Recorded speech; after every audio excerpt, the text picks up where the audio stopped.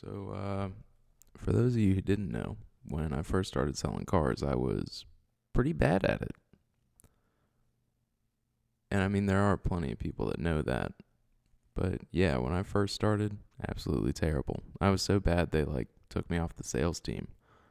But before they did that, I remember a guy, he was like my manager. He took me along on a deal with him.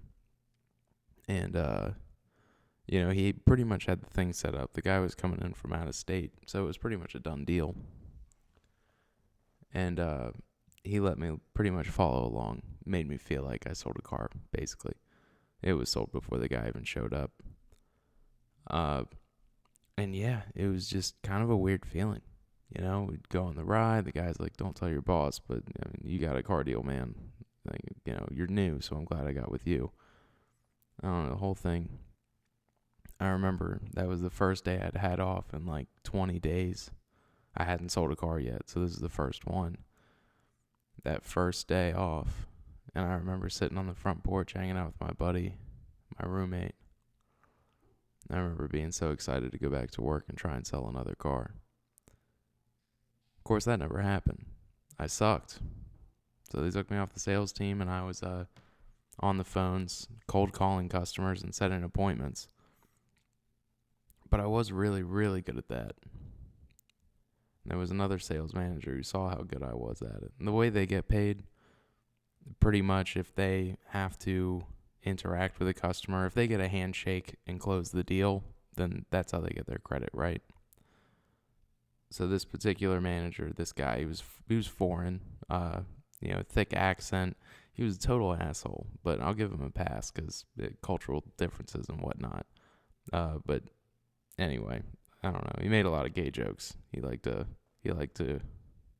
make a lot of gay jokes. Just thought everybody was gay to the point where you could have made a strong argument. Maybe he was. I don't know. But anyway, so I guess he got it in his head that since all I really knew how to do was set appointments and not fuck it up, then it would help him out if I was back in sales, because all he had to do was pretty much, he took the order, he gave it to me, and he showed up back when it came time to negotiate the numbers. I guess, I don't know, maybe he thought I was likable, I don't know, but he wasn't, I mean, like I said, he was kind of an asshole, but I think it was like a curmudgeon-y sort of way, like, that was him saying that he liked you, I guess. I don't really know. But yeah, that guy like single-handedly helped me sell like over 100 cars.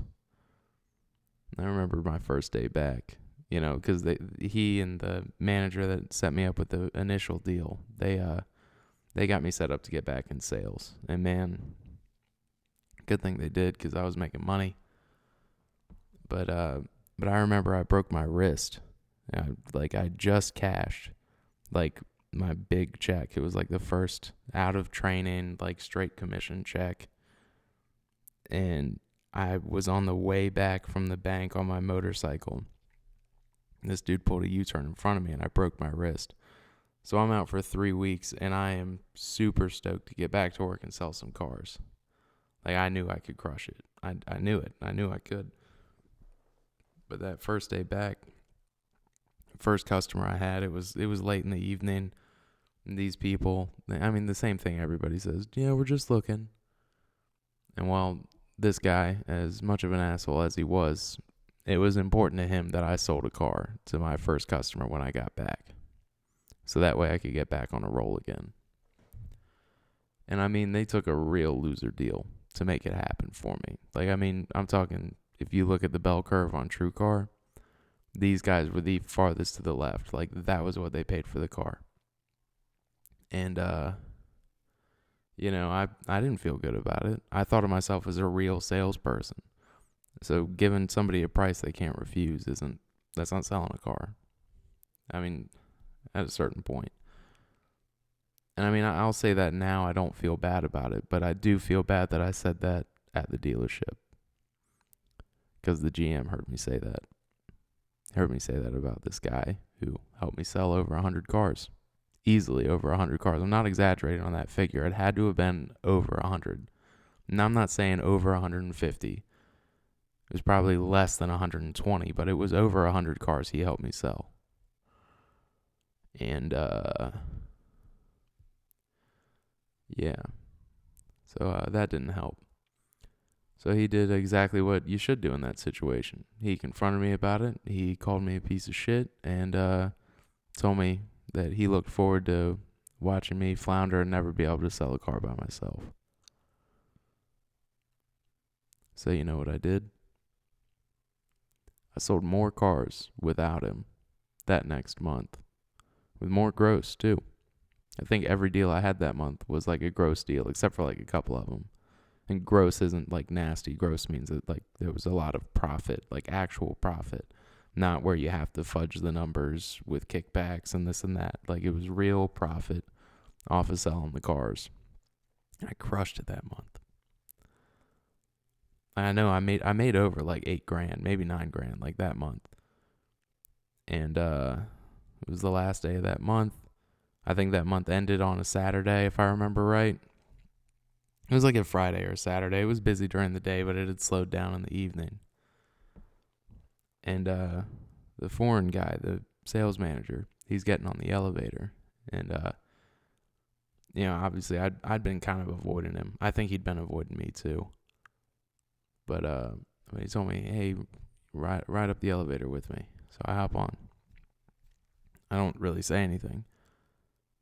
And he tells me, he's like, yeah, man, that was that deal I just closed down there. That's the last deal. I was like, oh, yeah, we're closing early? He's like, no, that's my last deal.